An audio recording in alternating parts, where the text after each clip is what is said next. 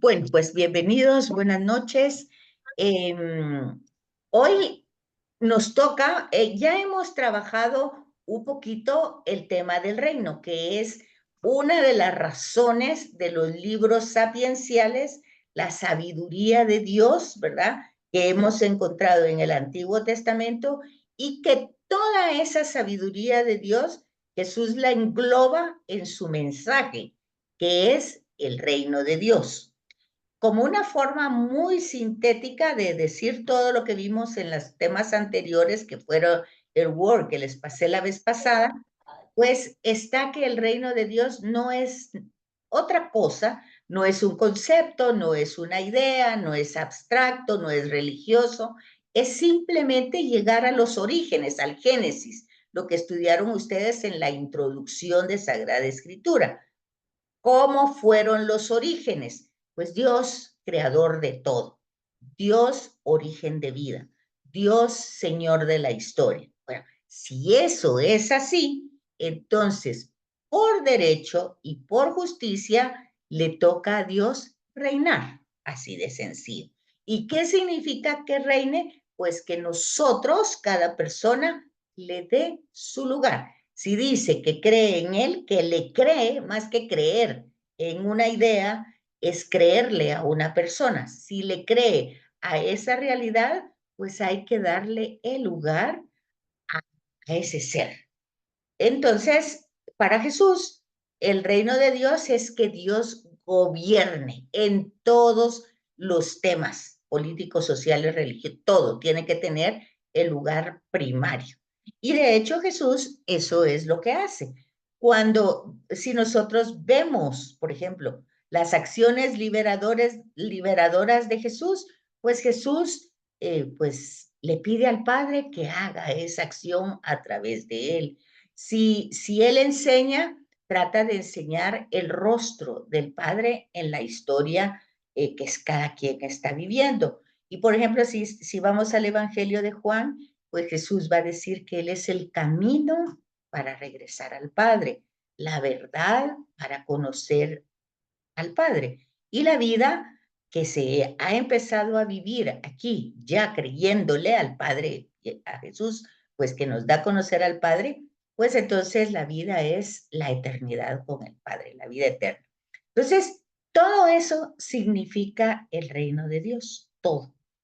Pero para eso, para ese tema que vimos y que los sapienciales lo presentan como base fundamental de la sabiduría del Antiguo Testamento, el temor de Dios.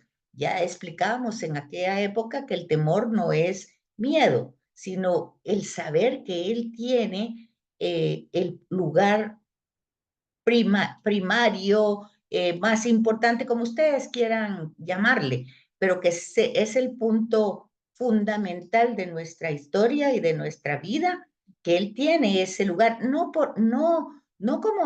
como decirlo, no como una palabra que se dice, ay, sí, Dios me dio esta casita, y Dios me dio este carrito, ay, Dios, no, porque Dios no da solo para darme a mí y que yo me quede con eso de una manera aferrada. Eso no funciona así. Y definitivamente, si yo estoy segura que Dios me ha dado algo, pues está al servicio de todos, no es solo para mí, porque todos los dones que Dios da son para ponerlos al servicio de los demás, sean dones pues personales o materiales, ¿verdad?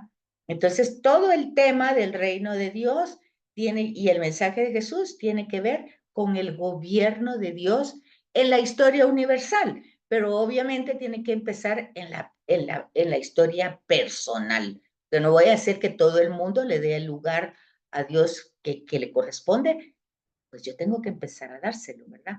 Pero como hay muchas reflexiones teológicas, todas las reflexiones que se hacen sobre Dios son teología.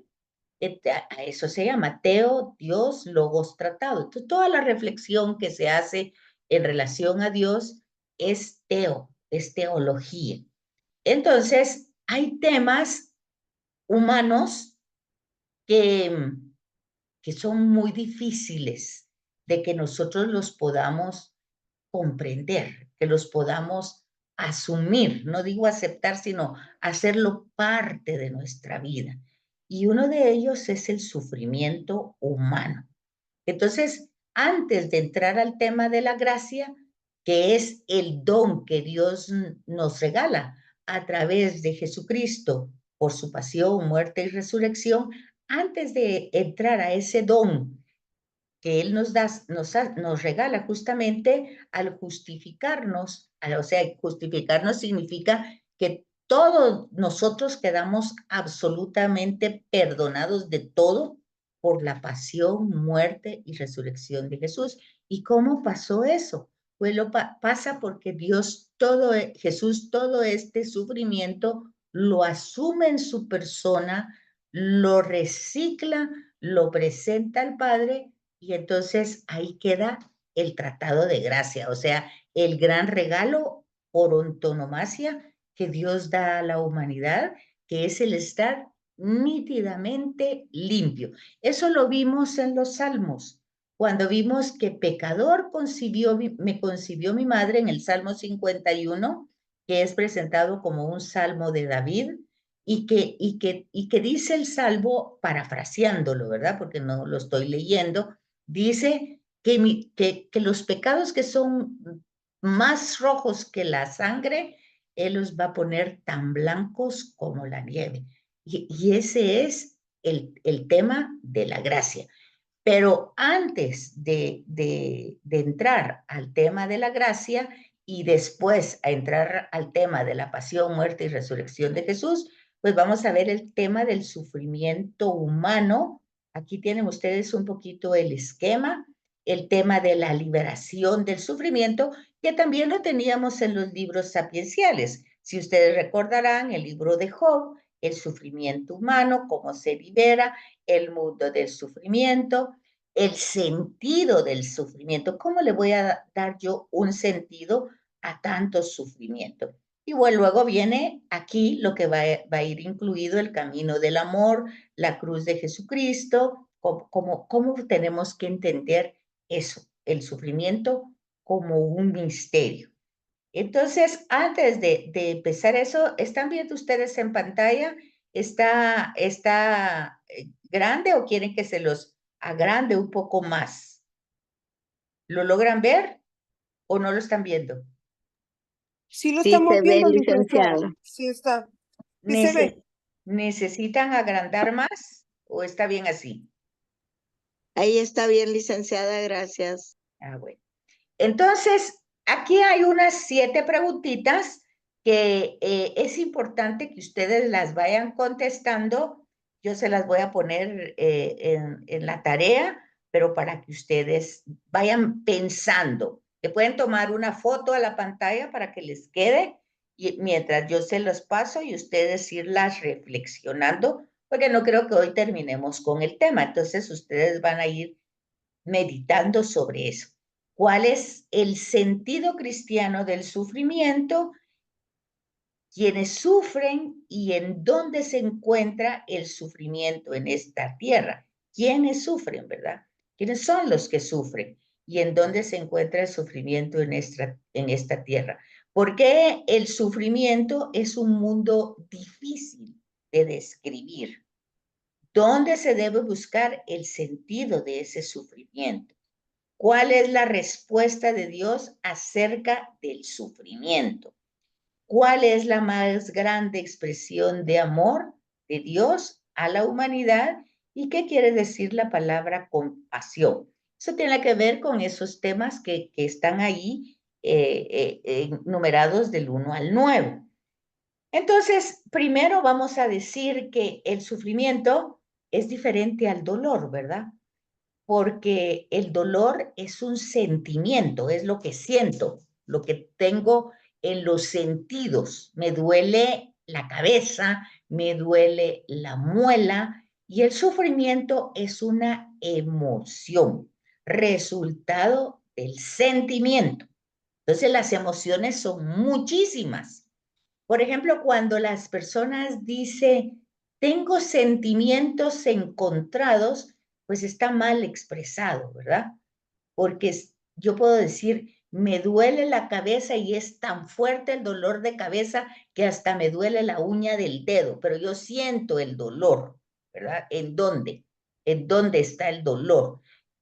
Cuando las personas dicen, tengo sentimientos encontrados, no puede tener sentimientos encontrados, tiene emociones que no sabe expresar, ¿verdad? Entonces, porque la emoción es el resultado del sentimiento. La palabra, pues, está clara. Sentidos, sentimientos, y tenemos 5 sentidos. Y entonces el dolor va a estar en los sentidos, en el cuerpo, cuando nosotros decimos, me duele el alma, bueno, ese no es un sentido. Entonces, es una manera de expresar algo que seguramente es una emoción, ¿verdad? Entonces, primero hay que identificar el sufrimiento y hay que identificar el dolor. Jesús en Getsemaní tuvo sufrimiento y en su pasión y en la crucifixión tiene dolor, ¿verdad? En la cena, Jesús, el sufrimiento lo convierte, lo transforma en una realidad y lo anticipa como signos de su pasión y de su muerte. Entonces ahí hay una convergencia que nosotros debemos entender entre Getsemaní, la cena que había sido antes, Getsemaní, y luego la pasión, ¿verdad? Entonces ahí tenemos el escenario que no sé si me he dado a comprender, si me lo captan lo que estoy diciendo. ¿Captan o no captan? ¿Van conmigo? Sí, licenciada. Ok.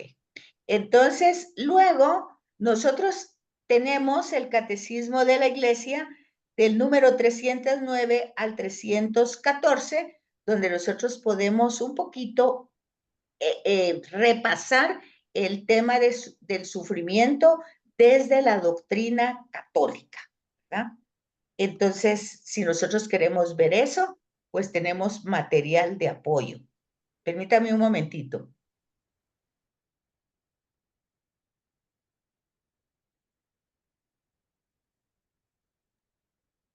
Entonces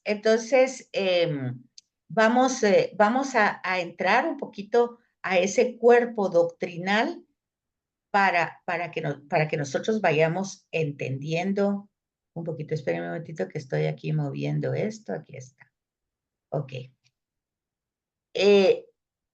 Voy a quitar este margen de aquí porque no me abarca toda, y si ustedes quieren ir leyendo y luego vamos como comentando, así de manera poniendo mucha atención lo que leen y entonces luego comentando qué captaron, así de una manera espontánea y rápida para ir avanzando, porque el tema es un poquito largo y no quiero que me vaya a llevar todo el resto del año, del trimestre. Entonces, acuérdense, aquí estamos un poquito el tema de Job, que no logra terminar y que aquí va teniendo no solo una doctrina, sino una encarnación. Bueno, veamos pues, ¿quién lee? Ahí rapidito poniéndose las pilas y trabajando. A ver. El sufrimiento es un vasto tema que toca intensamente el corazón del hombre. Es una vivencia personal muy íntima. Se podría decir que el sufrimiento se sufre, pero que cada prueba de penetración teórica se muestra insuficiente.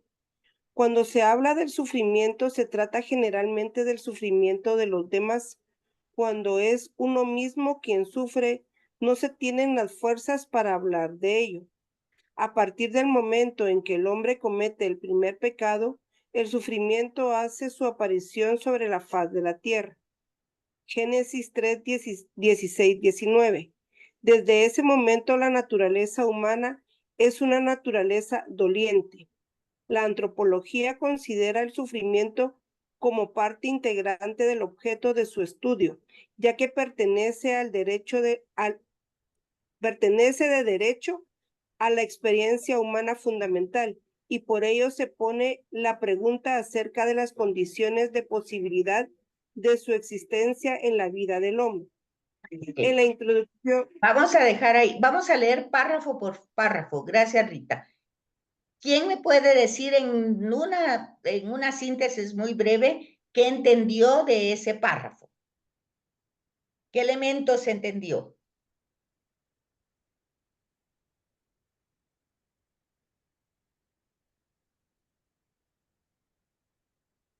¿No? ¿No hay nadie?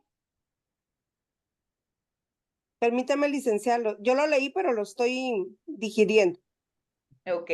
Uno que cuando es uno mismo el que sufre, pues es muy difícil hablar de sufrimiento. Generalmente cuando hablamos de sufrimiento, hablamos del sufrimiento de otro. Pero luego, ¿qué otra idea podemos tener? Como que ahí dio a entender, no sé si estoy mal, que cuando cae el hombre en desobediencia ya el sufrimiento llega, ¿no? Algo así capté Sí, que en el capítulo el 3 de Génesis. sufrimiento aparece después del pecado original. Es decir, el pecado original pone en desorden toda la creación. Y entonces, ¿por qué ponen desorden? Porque es un acto egoísta. Y entonces, al ser un acto egoísta, todo se vuelve desordenado, porque siempre voy a estar pensando en mi bienestar.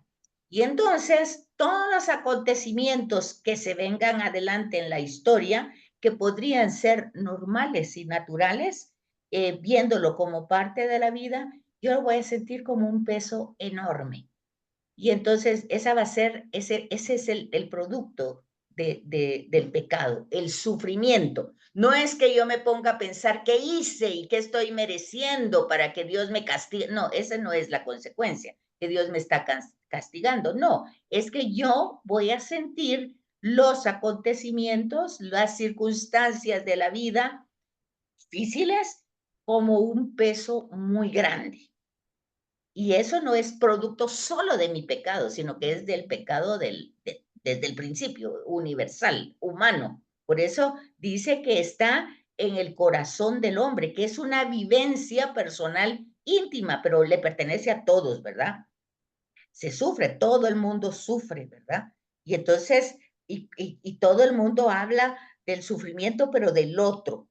Entonces, por eso va a decir que la naturaleza humana es una naturaleza doliente, porque ese sufrimiento luego, por supuesto que sí va a causar dolor, ¿verdad? Porque el ser humano lo somatiza, o sea, lo pasa a su cuerpo, ese sufrimiento. Y de ahí vienen los cánceres, las diabetes, y eso sí ya provoca dolor, ya es una enfermedad que duele. Entonces, el sufrimiento, si no se le da sentido, pues nos enferma. Eso es lo que está diciendo, ¿verdad? Entonces, aquí en el segundo párrafo, si alguien quiere leer. Licenciada, solo una pregunta. Por eso dice al final que en la antropología que el sufrimiento es parte inherente del ser humano. Eso es lo que Así está tratando de decir en el último, en lo último que habla de la antropología. La antropología quiere decir que el sufrimiento forma parte antropo-hombre. Forma parte de la humanidad. El sufrimiento se considera desde ese estudio, esa ciencia, ¿verdad?, del hombre, como el sufrimiento parte integrante, forma parte integrante. Porque acuérdense que el pecado es parte integrante también de la humanidad. Entonces, la consecuencia, o sea, pero no la consecuencia solo de mis actos personales, sino globales, universales. Todo eso provoca una realidad humana. Antropología es el estudio del hombre, entonces es una realidad humana y forma parte integrante del ser humano, y por eso en el estudio del hombre, de la antropología, el sufrimiento es un tema de estudio, porque pertenece de derecho a una experiencia humana fundamental, o sea, que el ser humano sufre. Esa es una realidad, ¿verdad? Por eso es que se preguntan las posibilidades de esa existencia del sufrimiento en la vida del hombre. Eso es lo que dice ese párrafo. Entonces luego, Gracias. en el segundo párrafo, habla de una carta apostólica de Juan Pablo II. Acuérdense que Juan Pablo II no va a hablar no solo del sufrimiento, sino del dolor, ya que el Papa pues tuvo una enfermedad, luego acuérdense ustedes que a partir de la bala que lograron sacarle en el 83, pues él tuvo secuelas a lo largo de su vida. Eso pasó en el 83 y él murió en el 2005. Entonces, dése cuenta que parte de su vida llevó sufrimiento y dolor. Entonces, él escribe una carta apostólica no desde el abstracto, sino desde su propia experiencia, que aquí no la vamos a leer, pero ustedes pueden buscarla. En Google está. Carta apostólica Salvifici Dolores. El dolor, no está hablando del sufrimiento, está hablando del dolor que salva, de Juan Pablo II. Es muy importante que ustedes vayan entendiendo todo eso, porque muchas veces las personas, por ejemplo, el viernes estuve yo dando un tema a un grupo de personas y realmente pues hay una estudiante que tiene a su papá con diabetes desde hace mucho tiempo, le tuvieron que amputar una pierna, se vive cayendo, bueno, tiene y ella es la que lo cuida.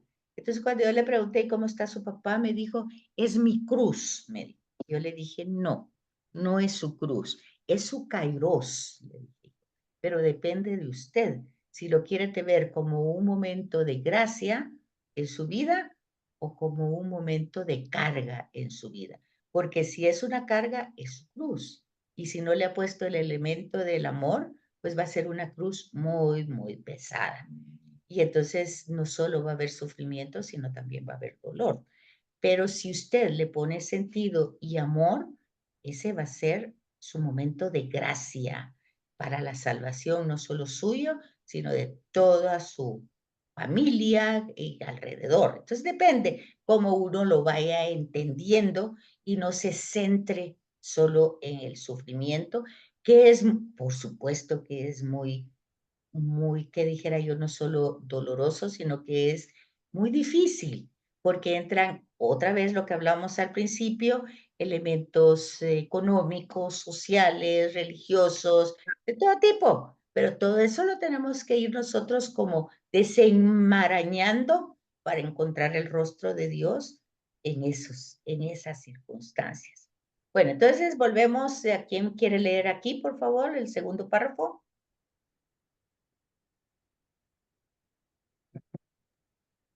Lo leo yo.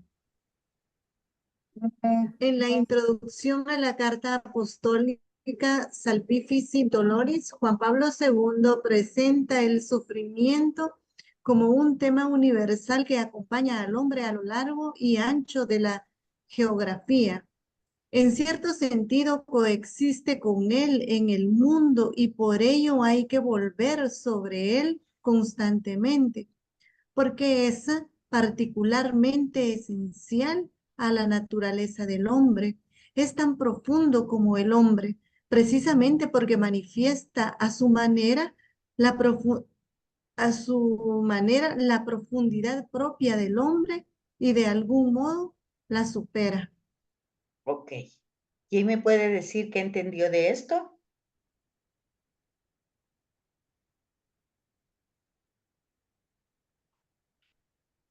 Bueno, este párrafo está mucho más sencillo porque dice lo que dice un poquito el anterior, que el sufrimiento coexiste en el mundo. Bueno, hay un dicho que dice mal de muchos, consuelo de tontos, ¿verdad? Que otro sufra, a mí no me da tranquilidad o por eso me siento más contento. Pero es claro y es obvio y no lo está diciendo para que yo me sienta bien, sino que es una realidad que hay en el mundo entero, por eso dice a lo largo y ancho de la geografía, un sufrimiento humano. Y por eso dice, y habló anteriormente la antropología, cuando se estudia al ser humano, hay que entrar en este tema porque es profundo, es algo que está en el ser humano y que muchas veces lo supera. De algún modo la supera. De dos maneras. Primero, porque el sufrimiento puede el ser humano sentir que es más fuerte que él. Esa sería una manera. Pero por otro lado hay otra manera, que el sufrimiento es muy fuerte, pero el hombre puede trascenderlo, pasarlo, superarlo. O sea, hay dos maneras de ubicarse. Uno, el sufrimiento me supera, esto es mucho para mí, yo no puedo. Otro que diga, este sí es mucho, pero si Dios me lo ha dado o si yo lo tengo por la razón que yo le dé, yo puedo avanzar y esto va a ser como el motor para sacarme adelante. Depende del lugar donde yo me ubique. Pero aquí es donde entonces sigue el tercer párrafo. A ver, ¿quién lo lee?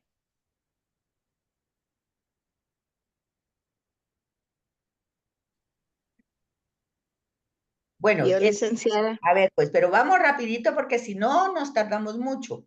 A ver, sí, el, Sofía, gracias. el sufrimiento parece pertenecer a la trascendencia del hombre.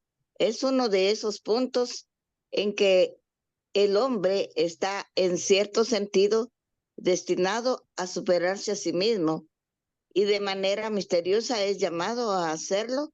Los actos del terrorismo y de guerras han presentado de nuevo la fuerza y el drama del sufrimiento humano, el cual vuelve a proponer con mayor urgencia y gravedad la cuestión de su sentido, su dirección, su finalidad, la razón justificativa de una realidad o experiencia humana. Gracias, Sofía. Entonces se dan cuenta que pertenece a la trascendencia. Es uno de esos puntos que el hombre está destinado a darle el sentido y a superarse. El sufrimiento no está ahí para que lo contemplemos y estemos así apaciguados. No, es como un trampolín. Me tira al vacío y yo tengo que ver cómo lo supero, cómo me supero a mí mismo con esto. Entonces, por eso es un momento de kairos. Si yo lo logro, kairos es un momento de gracia en el tema teológico, ¿verdad? Un momento donde realmente esto, si yo lo logro visualizar como algo que tengo que sacar adelante, que debo sacar adelante, y le pongo todas las fuerzas, todo el sentido en nombre de Dios, pues ahí voy. Es algo que trasciende, pasa la realidad humana, la desarrolla.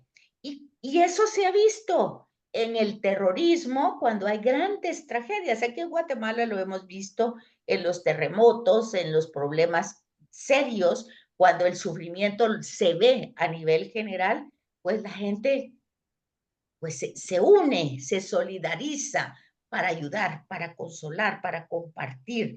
Y entonces es ese drama, pues un poco acompañado, ¿verdad? Porque esos momentos de guerra, de dolor, de terrorismo, donde vemos que niños mueren, que quedan sin un brazo, que queda su mente pues confusa, tanta cosa que pasa, o cuando son los grandes tsunamis o los grandes terremotos, a veces son temas de la naturaleza y a veces son, pues siempre pareciera que el hombre provoca todo eso, pero entonces ahí es donde se va buscando su sentido, su dirección, su finalidad. Pues eso, el hombre que otros obviamente le sacan ventaja a ese momento, ¿verdad?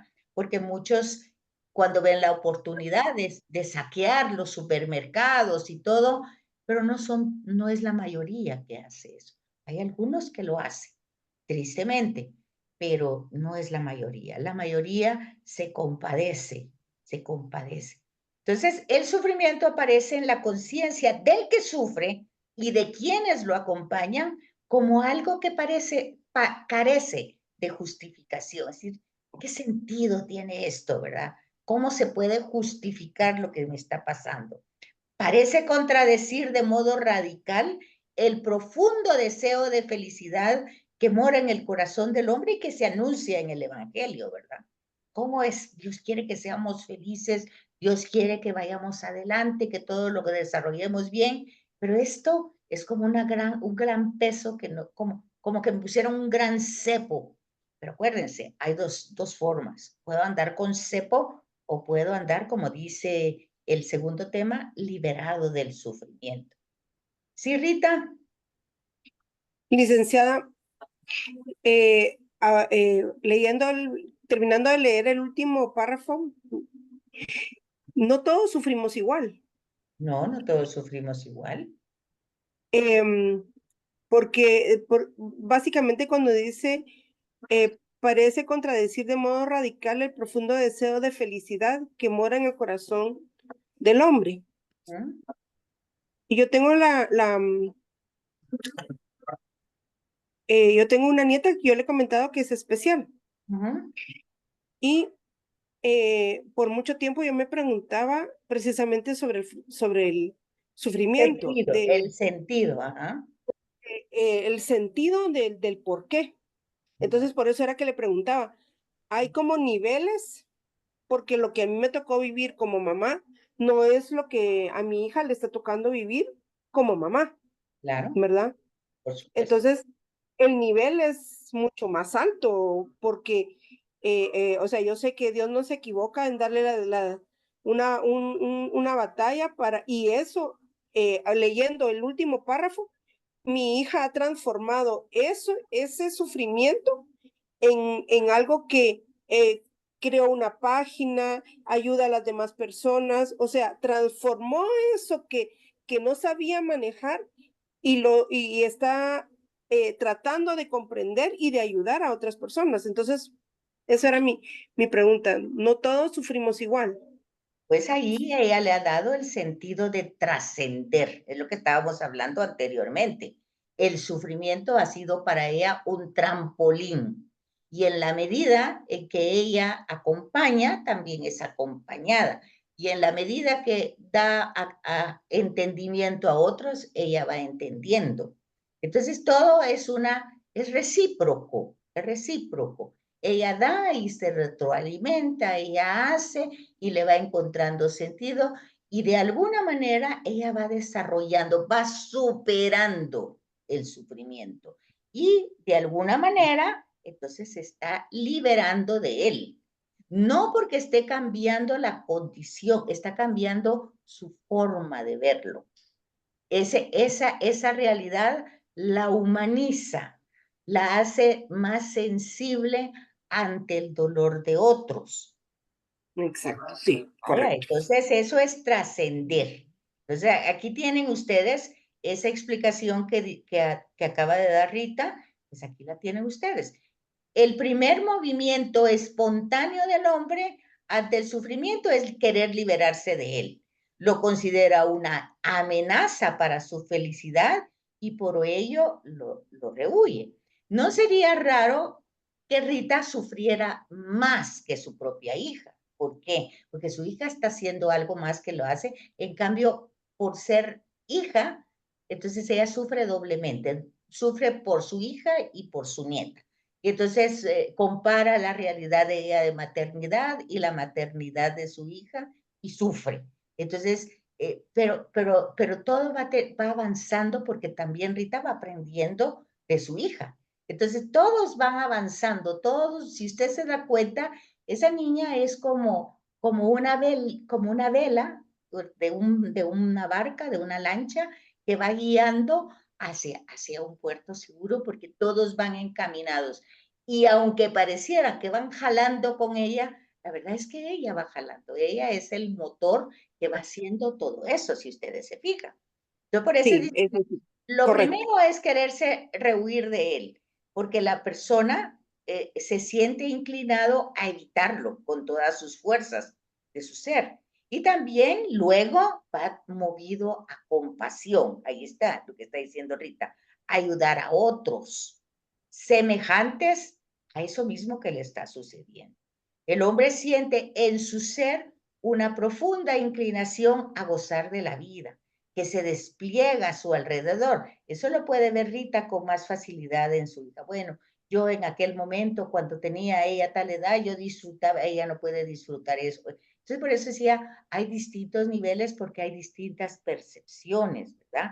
Pero de alguna manera esa variedad que va viendo de formas que pareciera que lo va perdiendo uno y que la otra tipo, bueno, pues no importa. La vida es una promesa de alegría. Nadie, salvo en caso de enfermedad psicológica, se siente atraído al masoquismo, o sea, a provocarse sufrimiento. No, ya la vida da las propias dosis de sufrimiento como para que uno lo busque, ¿verdad? Como por ejemplo hoy, y ya ven ustedes la moda del cutting, ¿verdad? Que la persona para evitar el dolor se corta para sentir más dolor y no sentir otro dolor.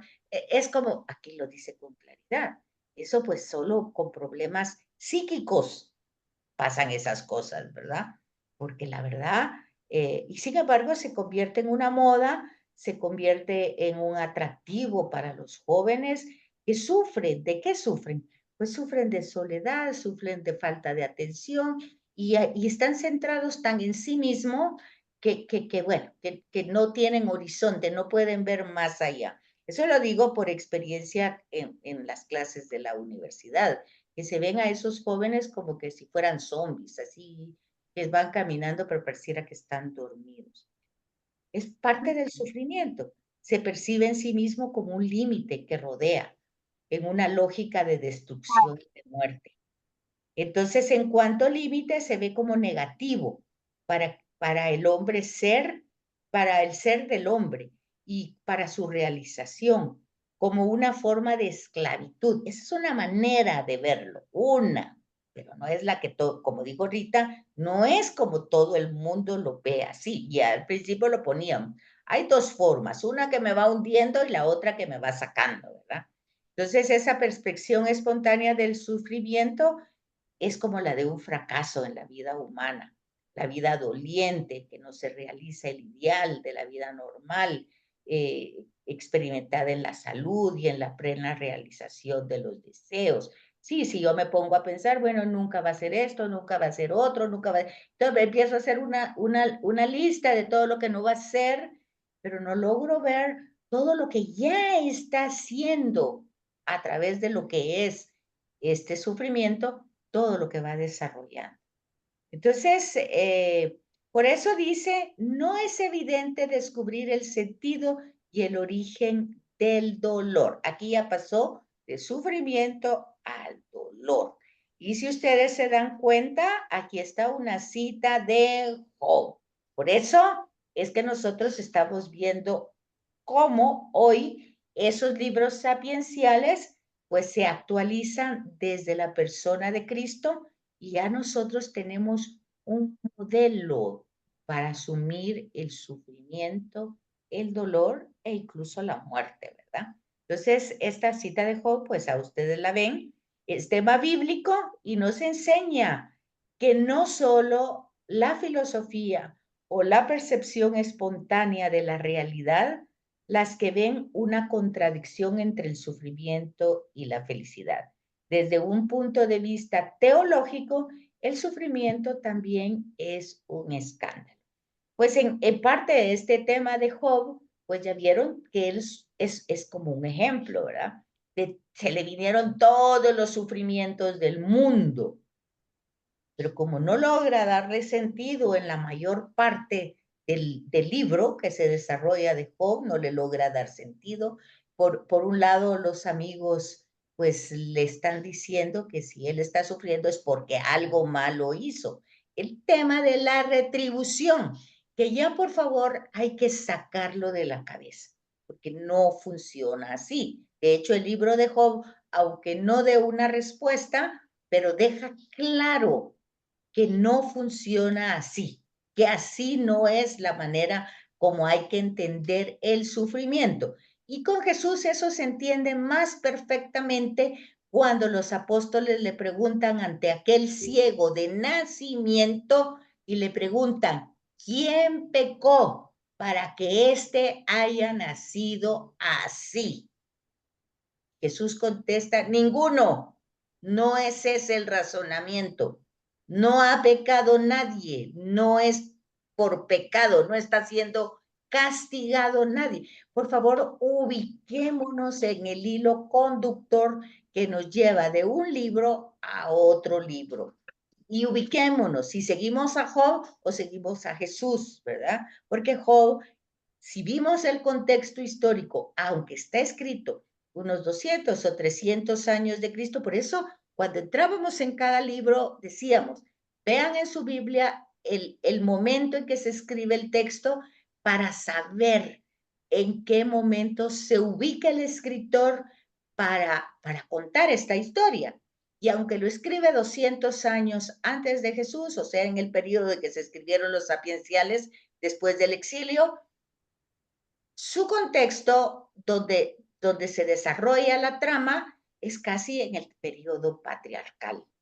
Entonces, todo eso nosotros no lo estamos estudiando para olvidarlo, sino para entender el texto y ver el hilo conductor, que no es abstracto, ni que no son ideas, sino son hechos muy concretos. Porque en Jesús vamos a tener al hombre sufriente, doliente, pero es un hombre justo. Entonces, claramente, el sufrimiento, el dolor, la muerte, las injusticias no vienen de parte de Dios, ni tampoco son un castigo por pecado. O sea, cuando hemos dicho que el sufrimiento lo va a percibir el ser humano como producto del pecado, no estamos hablando de un pecado personal, como algo que yo hice, sino como algo que es como el virus, el pecado es como el COVID, como el virus que está en todo el ambiente. Entonces yo lo voy a percibir desde esa realidad, que no está solo conmigo, sino que permanece en la realidad humana. Entonces es bien, bien claro pasar también el tema de Jesús crucificado va a ser un escándalo. Pablo dice así, el anunciar a Jesús muerto y resucitado es un escándalo para los judíos, porque acuérdense que estamos diciendo que es Dios.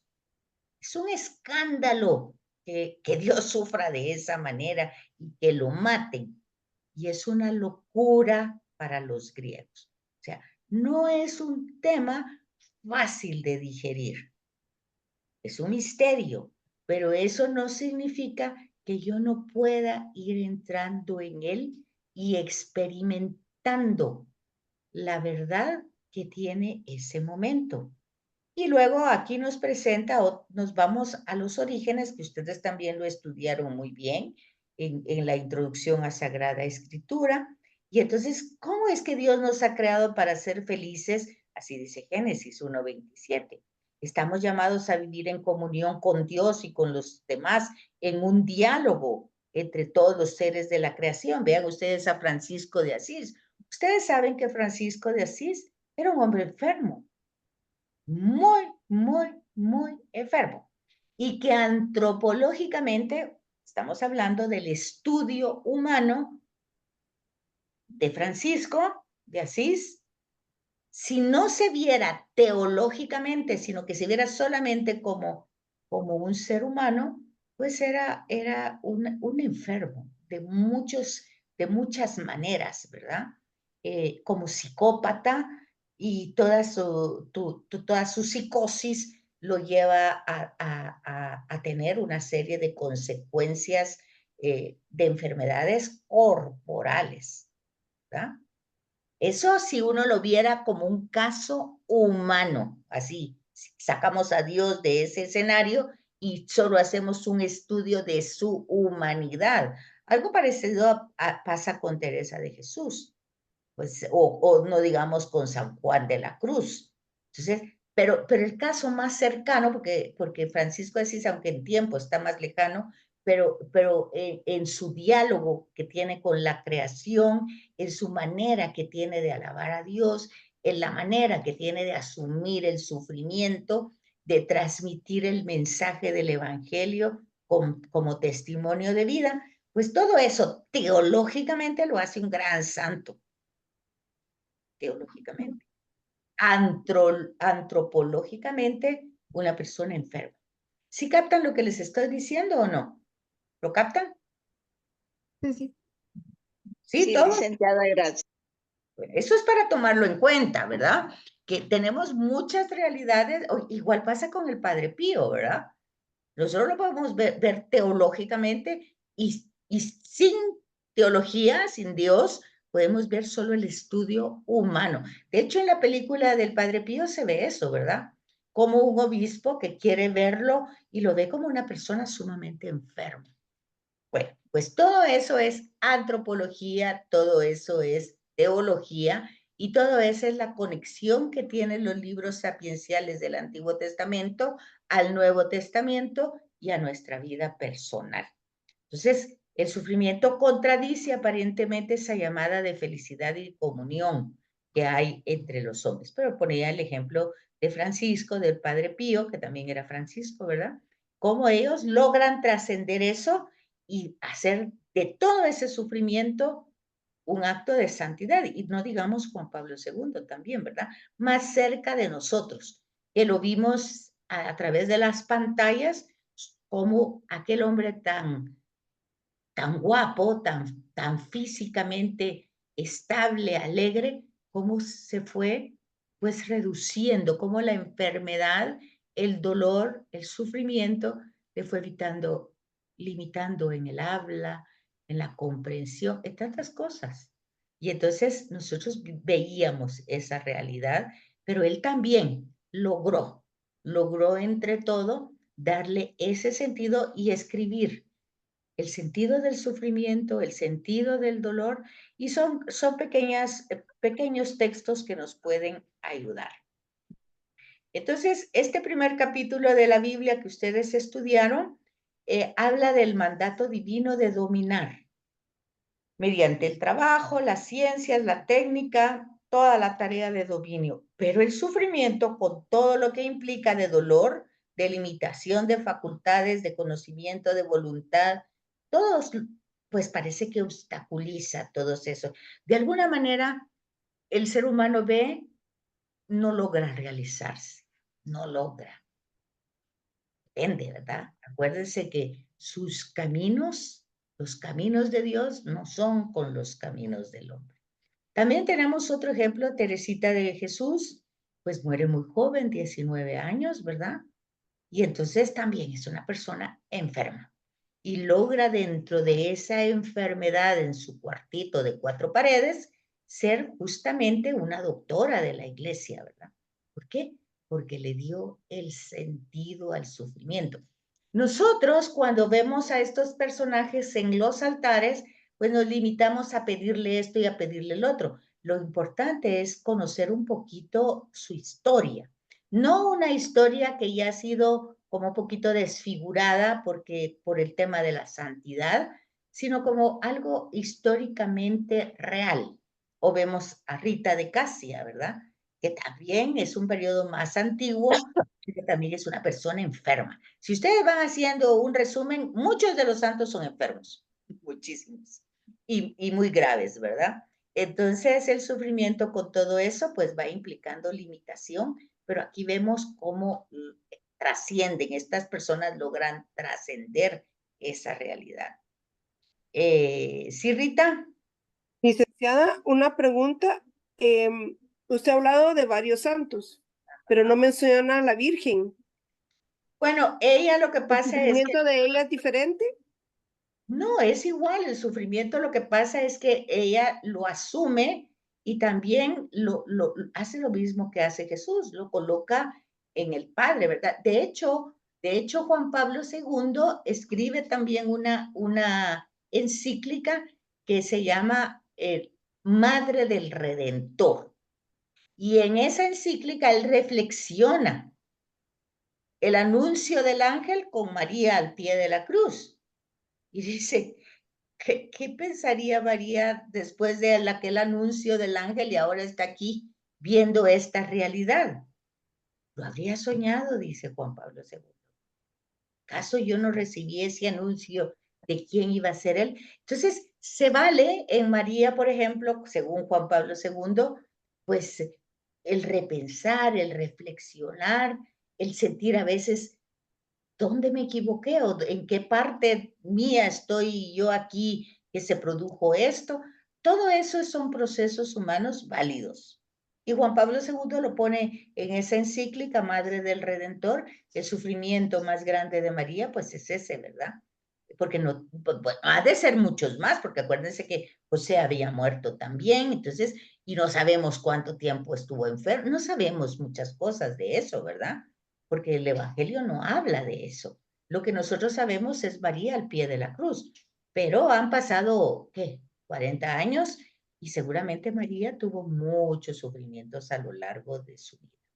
Entonces, incluso el hecho de haber sido, pues, madre de un hijo bueno, que acuérdense que el Evangelio anuncia en un momento antes de la cruz que lo van a buscar porque parecía que Jesús estaba fuera de sí. Lo van a buscar su madre y sus hermanos. Todo eso es sufrimiento. Todo es, los hijos causan eso, sufrimiento, por una o por otra razón. Pareciera que no valoran la vida, pareciera que siempre están en excesos, pareciera, pero pareciera que se nos olvida que también nosotros pasamos por ese camino. Entonces, cuando el hombre sufre, la relación con Dios se vuelve difícil. Eso es profundamente cierto. En el tiempo que llevo de dar clases, ha habido varias alumnas que han muerto y han muerto en un proceso de enfermedad y han sido personas muy, con mucha fe y con mucha religiosidad y en los momentos de la enfermedad profunda, la pregunta que me hacían es, ¿cómo puedo orar? ¿Cómo puedo? No puedo. El dolor no me lo permite, lo que siento no me lo permite, no puedo. Entonces yo les decía, para eso existen las jaculatorias. Las jaculatorias son aquellas pequeñitas frases que uno puede repetir constantemente, aún sin entenderla, solo repetirla. Señor, ten piedad, Señor, ten misericordia.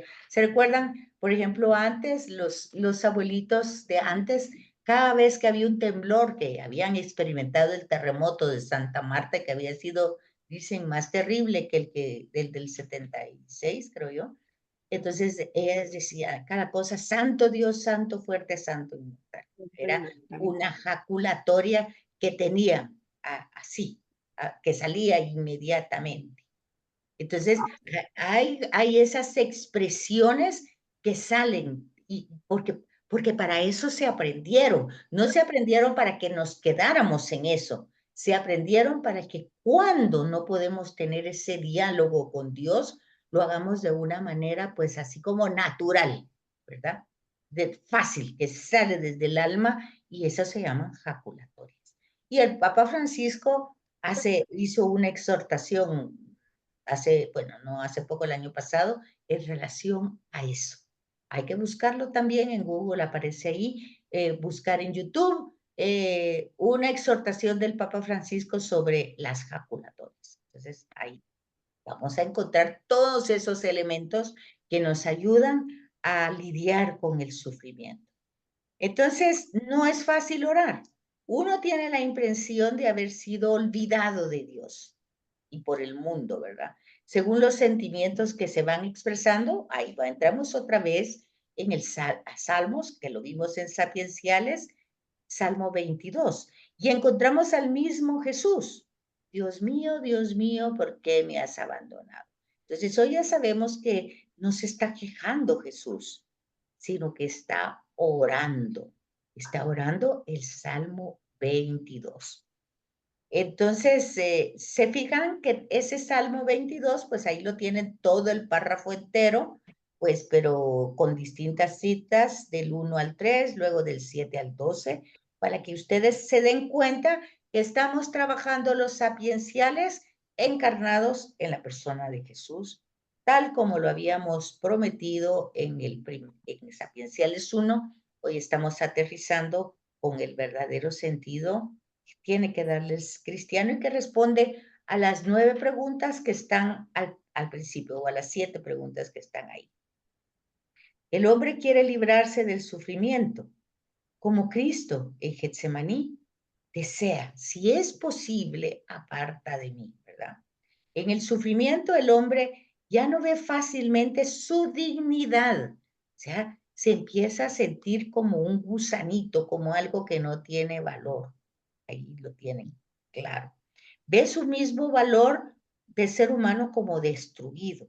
No se considera como una persona, sino que ve a los demás como que si, le sienten lástima, pena.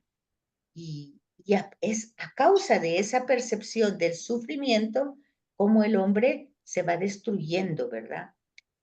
El cristiano se aleja de esa concepción, no es porque se vuelva estoico, o sea, sea valiente, no, no se trata de eso, no se trata que sea mejor que los demás, no, no se trata que tenga más aguante, ni que quiera, que dijera yo, como dice la gente, ¿y cómo va?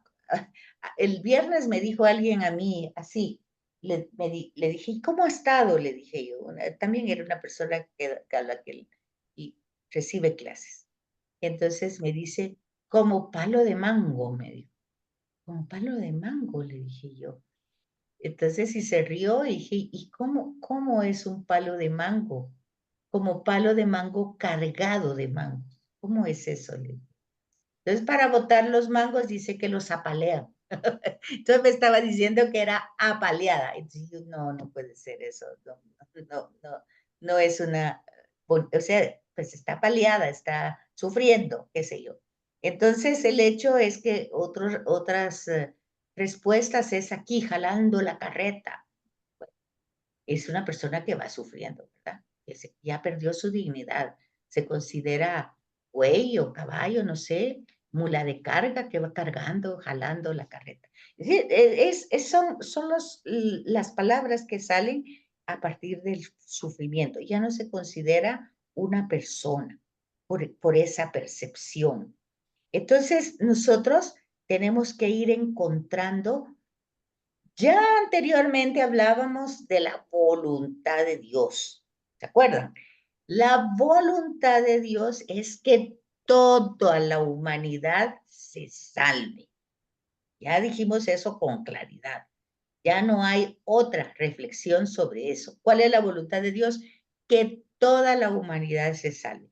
¿Cuál es la historia que hay en la Sagrada Escritura? Historia de la salvación. Entonces, ya tenemos claro que el tema es que Dios es salvador. Entonces, todas las circunstancias adversas yo las debo de encontrar y descubrir como kairos, como momentos de salvación, no solo para mí, sino para los demás. En teología se llama kairos soteriológico, soter, no esoteriología es diferente. Soter es salud, salvación. Entonces es kairos soteriológico, o sea, es un momento de gracia para la salvación, no para el masoquismo, para el sufrimiento, no. Volvemos a repetir al principio, lo que va a servir para superar como una especie de trampolín para ir más allá, más lejos de esta realidad. O sea, esta realidad no me va a hundir, sino que me va a ayudar a trascender. Y eso es lo que enseña Jesús de Nazaret, ¿verdad? Cómo es someterse a la voluntad de Dios. No es como cuando por ejemplo, cuando fue el volcán de fuego que sacó toda aquella lava y soterró y la gente salió corriendo y cuando lograban haber salido, pues se supone que eran personas religiosas y decía, bueno, es que nosotros lo aceptamos porque es la voluntad de Dios. Eso no es la voluntad de Dios. O sea, eso que pasa tiene una razón histórica y uno tendría que conocer cuál es la razón histórica. Ustedes ya saben que el volcán de agua ya hace muchos años, muchos siglos, pues hizo erupción, sacó agua y hundió a una ciudad que es Antigua Guatemala.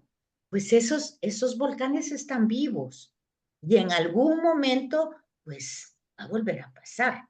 Entonces, no debería de haber ahí una ciudad, ¿verdad? Pero la hay. ¿Por qué la hay? Bueno, por distintas circunstancias históricas. El hecho es que hay, pero eso no es la voluntad de Dios. Ya hay un conocimiento de causa. Por eso se movió la ciudad a Almolonga, que es donde vivimos, y entonces es el valle de Almolonga, ¿verdad? Se movió por esa razón, pero luego se volvió a habitar ahí porque ya se secó y todo. Lo mismo pasa cuando son las inundaciones y decían, antes había aquí un río. Ustedes saben que donde hay un río hay un cauce y el río va a encontrar otra vez esa salida cuando se vengan las aguas desde las montañas. Y todo eso tiene un sentido, entonces no es bien decir que es la voluntad de Dios. Esa no es la voluntad de Dios. También en las circunstancias, hoy la biología nos enseña que lo que pasa es que antiguamente no se diagnosticaban las enfermedades, no se sabía el nombre de las enfermedades. Ahora han ido apareciendo otras enfermedades que se les ha dado nombre, pero antes había muchas que no se sabían. Por ejemplo, la epilepsia, pues no se sabía que así se llamaba, hasta que alguien la reconoció y le dio ese nombre. Cuando Jesús libera, digamos, de estas enfermedades, acuérdense, en su contexto de Jesús, pues se miraban ante esos momentos de enfermedad como posesiones, así lo interpretaba la gente. Jesús como sanador, pues liberaba no solo psicológica, sino también físicamente. Entonces, nosotros tenemos que ir entendiendo todas esas realidades, todos esos procesos que se van dando en la humanidad y que también van desarrollando nuevas enfermedades.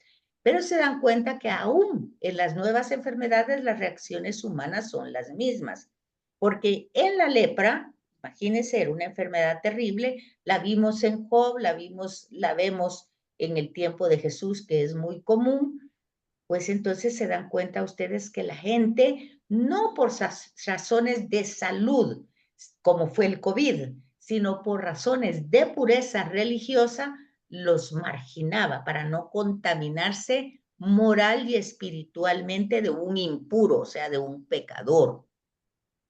Y las personas lo rechazaban por temas religiosos y un poquito, pues, como morales, sociales, ¿verdad? Eran personas impuras que me contaminan. Pero se fijan ustedes que en el COVID pasó lo mismo, pero no por razones religiosas, sino porque las personas no se querían enfermar. Entonces, cuando llegaba un médico que vivía en un condominio, ya saben ustedes las historias, ¿verdad? Entonces, ven ustedes que la humanidad sigue todos esos mismos patrones, no ha cambiado tanto, ¿verdad? Entonces, aquí es muy importante ir entendiendo. Por ejemplo, aquí hay una pequeña cita, cuando está hablando del estoicismo, es aguantar el dolor por una capacidad humana. Eso se llama ser estoico, como ser valiente, como ser, estoy aguantando, yo puedo, yo lo hago. Bueno, el cristianismo no enseña eso, ¿verdad? Sino más bien someterse a la voluntad divina que dirige el universo. Es más bien decir, bueno, si ya sé que Dios quiere la salvación de la humanidad entera, este regalo que Dios me ha dado, pues no me es tan agradable porque es muy difícil, pero si su voluntad lo permitió, es porque sabe que yo puedo salir adelante con esto y con más. Eso es someterse, creerle que la voluntad es algo válido en todo el tiempo de la historia. Y eso tiene que ver con el reino de Dios. Si Él es el creador, Él sabe por qué hizo las cosas de esta manera y sabe en qué forma va a utilizar esta circunstancia, este sufrimiento para el bien de la humanidad. Eso así lo entendió Jesús y por eso a ese padecer, a ese sufrimiento que tuvo y que lo llevó a morir en la cruz, Él le dio ese sentido, el sentido salvador. Pero acuérdense que esa salvación no es mágica. Yo la tengo que recibir, asumir y luego, pues, darla, compartirla. No es algo para que me quede solo a mí. Entonces, ese es el tema de someterse a la voluntad divina de alguien que dirige. Entonces, primero tengo que comprender y aceptar el señorío de Dios, el señorío grande de Dios, su sabiduría, sapienciales, el temor de Dios, sapienciales, libros sapienciales. Primero tengo que entender eso y luego ver si lo creo, si lo entiendo y si lo creo. Luego, si lo entiendo y si lo creo, pues entonces ya lo practico, lo asumo, lo llevo a la práctica. Y entonces aquí dice, aunque tu más cercano prójimo, el cuerpo, fuera cortado, quemado, estuviera purulento, gangrenado, sin embargo, quien se pronuncia sobre este incidente y guarda la calma, es decir, que lo juzga no ser ni un mal ni un bien, o sea, no lo juzga ni como algo malo ni como algo bueno, simplemente es una realidad que puede sobrevenirle tanto a una persona que actúa mal como a una persona que actúa bien. No trata de encontrarle como, ¿por qué le está pasando eso? ¿Qué cosa horrible pudo haber hecho en la vida para que le esté pasando algo así?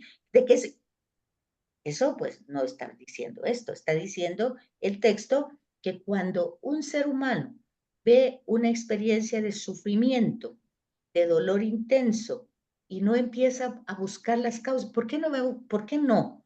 Pues simplemente porque no las va a encontrar, no tiene los elementos para saberlo, porque muchas veces nosotros no conocemos si nuestros abuelos, tatarabuelos o tantos que fueron antes que nosotros, todos los ancestros, padecieron algo así que nunca fue diagnosticado y ahí viene como una herencia genética. Hoy los genetistas han visto eso, que han habido una serie de circunstancias anteriores a nosotros que no fueron diagnosticadas y que luego nosotros la estamos viviendo. Y pasa incluso cuando nace una persona de un color oscuro, moreno, y todo el mundo ha sido blanco, cancha de ojos azules, y de pronto, ¿qué pasó?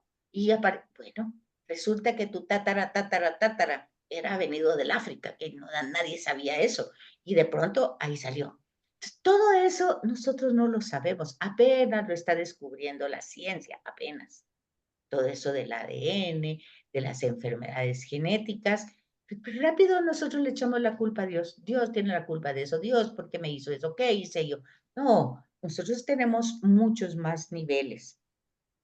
Pero eso no implica que el sufrimiento no exista. O sea, existe. Ahí está. Es una realidad. Eso ya lo vimos. Ahora, ¿cómo lo vamos a enfrentar? ¿Cómo lo vamos a trabajar? ¿Cómo lo vamos a discernir? Cuando ya se lo pusimos a Dios y que nos está castigando, pues ya, ahí nos quedamos fregadísimos, ¿verdad? Entonces, pero luego vean, el hombre intenta librarse del sufrimiento, pero no encuentra una solución adecuada, ni en la impasibilidad estoica, ya dijimos lo que es el estoicismo, aguanto, ni en la fuga, ¿a dónde me voy para que no me duela? No, está rodeado por el sufrimiento por todos los lados. No puede huir de ningún lado. Es como un virus que infecta el mundo desde dentro. Cuando se contempla el mundo, se aprecia enseguida toda una diversidad del sufrimiento, una especie de invasión de ejército potente y devorador de los hombres. Se muestra bajo formas de dolor físico, psíquico o moral. El terreno del sufrimiento humano es mucho más vasto, mucho más variado y tiene muchísimas dimensiones, pluridimensional. El sufrimiento moral que corroe por dentro es a veces más insidioso que el externo, ¿verdad? De algo que se ve. Porque nosotros podemos ver y pues, ay, bueno, esta persona no mira y le llamamos ciego. Pero hay personas que teniendo la verdad enfrente y no siendo ciegos, no lo ven. Y eso está en los evangelios. Lo vemos con claridad. Jesús hacía muchas cosas buenas y sin embargo siempre miraban la parte mal de él. que entonces él decía a los seguidores, ciegos que quieren conducir a otros ciegos, ¿verdad? Así le decía a los jefes de aquella época. Entonces el terreno del sufrimiento humano es mucho más vasto. Y el moral, pues ya dijimos, ¿verdad? También tiene muchas formas. Y no es menor que el físico. Nosotros podemos ver a una persona que no tiene físicamente nada, pero por dentro puede tener lepra, a saber cuántas cosas, porque está moralmente deshecho. Nosotros solo vemos el exterior. Y esos temas han estado muy de cerca con el Evangelio todas estos días, ¿verdad? Y que lavan el vaso y quitan el mosquito y se tragan el camello, ¿verdad? Entonces Jesús está diciendo, hipócritas, que por fuera están todos limpios como un sepulcro, como un mausoleo, ¿verdad? Pero por dentro, pues ya sabemos lo que tienen los mausoleos, son muy elegantes, muy preciosos, y no miren el Taj Mahal, ¿verdad? De la India. Bellísimo, todo el mundo lo va a ver, bueno, pues, pero es un mausoleo, ¿verdad? Real, si ustedes quieren, pero sigue siendo lo mismo. En fin, todo eso está ahí desarrollado y nosotros lo vemos. El mundo del sufrimiento, pues es, ya dijimos, es muy amplio. Por profesión o vocación, hay hombres que pasan su vida junto al sufrimiento, intentando aliviar sus diferentes formas. ¿Quiénes son estas personas? Pues muchas veces las madres, ¿verdad? No necesariamente porque tengan un título, sino porque están cerca de ese dolor y de ese sufrimiento y tratan por todos los medios de aliviárselo al hijo y aliviárselo a sí mismo. Los médicos, los que trabajan en hospitales. Obviamente que todo esto tiene que verse como una vocación, porque si se hace sin vocación no sirve. Las personas, y Jesús lo dice con mucha claridad cuando habla del redil y de las ovejas, ¿verdad? Del pastor que cuida las ovejas por un pago. Dice ese no es pastor. Simplemente es un asalariado, ¿verdad? Y el asalariado va atrás del salario. En cambio, el que lo hace por vocación, pues entonces vemos ese fruto grande. Entonces, bueno, ya se terminó nuestra clase, fíjense, o solo la primera parte, ¿verdad? O ya se terminó toda, ¿no? Yo creo que ya se terminó toda. Como se dan cuenta, el tema es grande. Voy a tratar de pasarles un poquito para que lean la sesión que pertenece a otro tipo de manual que utilizo en otro grupo. Y la pregunta sería sobre el sentido de eso que ya no nos dio tiempo de trabajar para que ustedes lo ven. Pero si no, si voy a tratar de pasarles todo este material, no sé si va a ser posible porque es un manual entero, pero si no, por favor lean la encíclica de Juan Pablo II, El sentido del sufrimiento. Entonces ahí van a encontrar todo esto muy explicado de parte del Papa. Así es que muchas gracias. Licenciada, tal vez se puede trasladar a PDF Sí, para poderlo subir a la... voy a ver cómo lo hago, porque es un manual entero, o como decir un libro entero, entonces solo quiero sacar esta parte. Entonces voy a ver cómo lo hago. Yo se voy a tratar de compartírselo. Pero para adelantar en lo que lo hago, pues ustedes lean El sentido del sufrimiento de Juan Pablo II. Y entonces ahí van a encontrar mucho de lo que está aquí. Porque es lo que nos toca, el sentido del sufrimiento, es la parte que nos toca. Y Juan Pablo II lo desarrolla desde su propia experiencia. Así es que lo dejamos hasta aquí y si Dios quiere nos vemos la próxima semana. Gracias, licenciada. Buenas noches. Buenas noches, licenciada. Gracias, licenciada. Pase feliz noche. noches. Buenas noches, que descansen.